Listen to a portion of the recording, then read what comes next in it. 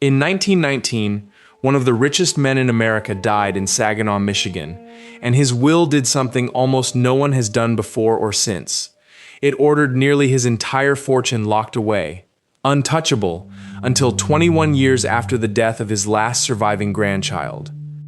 His own children received token allowances. One reportedly got roughly the same annual amount as his cook, and then the money simply sat there, compounding in the dark, for 92 years. His name was Wellington Burt, a lumber and iron baron, once believed to be among the 8 wealthiest men in the country. His story sounds like an eccentric one-off. It isn't. It's an exaggerated version of something the wealthiest families on earth do quietly, deliberately, every single day. Because here is the secret this entire video unpacks. Old money does not actually leave money to its children. It does something colder, stranger, and far more effective. This is the Elite Chronicles, where we don't wait for permission to tell the story that matters. By the end of this video, you'll understand why the most durable fortunes are built so that the heirs never technically own anything at all, and why one prairie state of fewer than 1 million people now guards more than $500 billion of the world's quietest wealth. Stay to the end, because the final case is the one where this entire machine broke down in public, in a courtroom, at a price of $6 billion. Every scene here is AI visualized, but every figure is real, built on documented court records and financial history. Full sources in the description.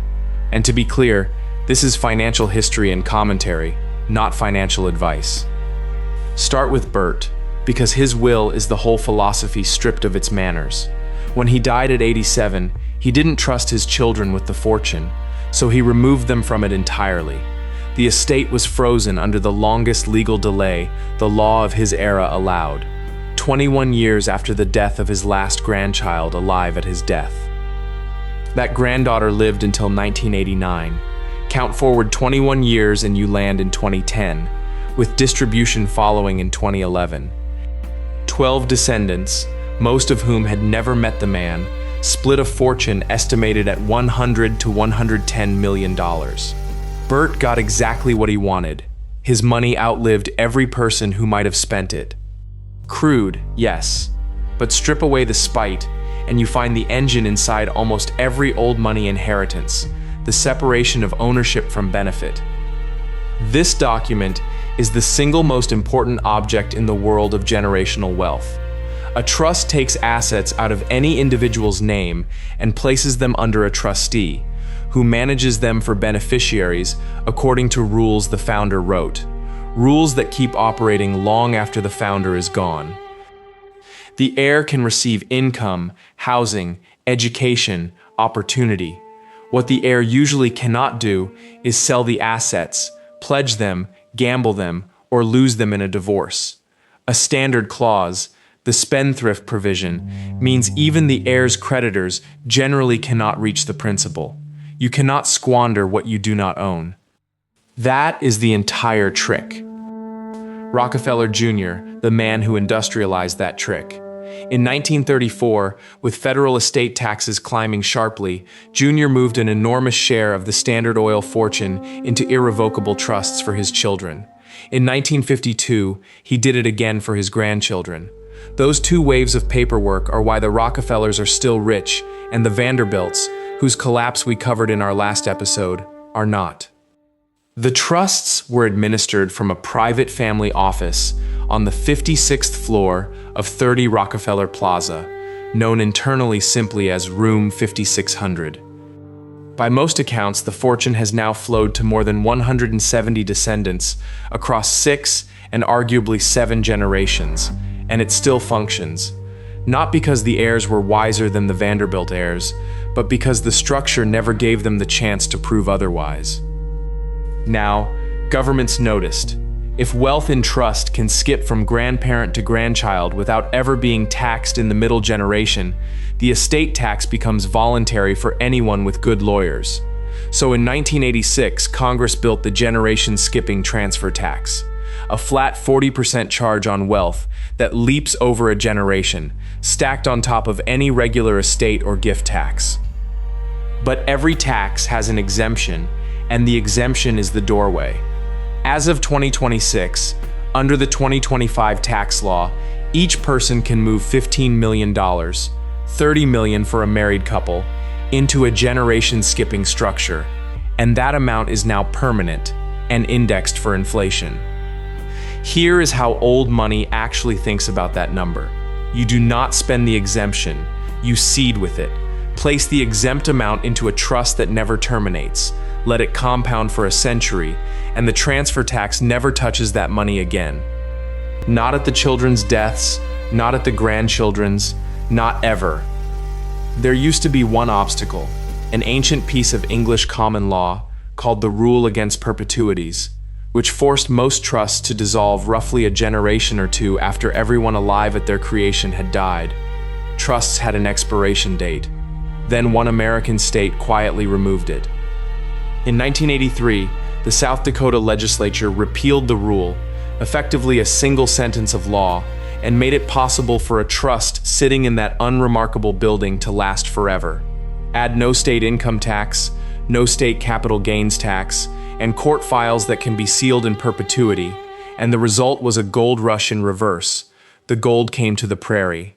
By the end of 2021, South Dakota trust companies reportedly administered more than $607 billion, and the mayor of Sioux Falls has cited a 600% jump in trust wealth in his city since 2010. Some of the oldest fortunes in America, and increasingly the world, now technically live in buildings most locals walk past without a glance. That is not an accident. Discretion is not a side effect of this system. It is a design requirement. Because this is the part outsiders never see, the day-to-day reality of inheriting through a trust. The heir does not get a wire transfer and a farewell letter. The heir gets a relationship with someone like her. Distributions are typically limited to defined standards: health, education, maintenance, support. Many old money trusts go further with incentive provisions. Income matched to the heir's own earned salary, capital released for starting a business or buying a home, nothing released for idleness. Above the trustee often sits a trust protector, empowered to replace trustees or relocate the trust to a friendlier jurisdiction if the law shifts. The founder is dead, and yet the founder is still, functionally, in the room. Old money doesn't think of inheritance as a transfer of wealth. It thinks of inheritance as a transfer of obedience to a system. And when a family skips that discipline, the failure is spectacular. The Pritzker family of Chicago, the dynasty behind the Hyatt hotel empire, held its fortune in a web of reportedly more than 1,000 trusts, many of them offshore, run with near total discretion by a handful of senior family members.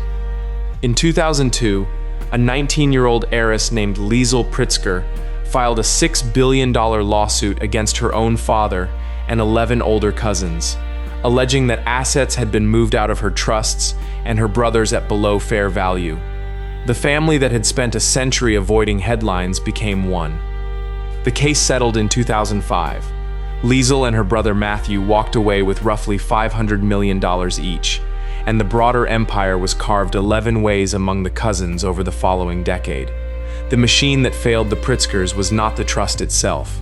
It was the one thing no document can fully script: whether the beneficiaries keep consenting to be governed. So put the three cases side by side. Burt proved control without stewardship just embalms a fortune. The Rockefellers proved structure plus governance can carry wealth past a 6th generation. The Pritzkers proved that secrecy and discretion hold right up until a single heir stops playing along. That is how old money actually thinks about inheritance. Never hand an heir the money. Hand the money a set of rules, and make the rules outlive everyone, including yourself. The next time you hear that someone comes from money, remember that the phrase is almost literally precise. They come from it. They benefit from it. In the oldest families, they never actually hold it. What should we unlock next? The offshore havens, the family constitutions, the marriages. Tell us in the comments, and subscribe to the Elite Chronicles. We go past the gates and show you exactly how the fortune is wired.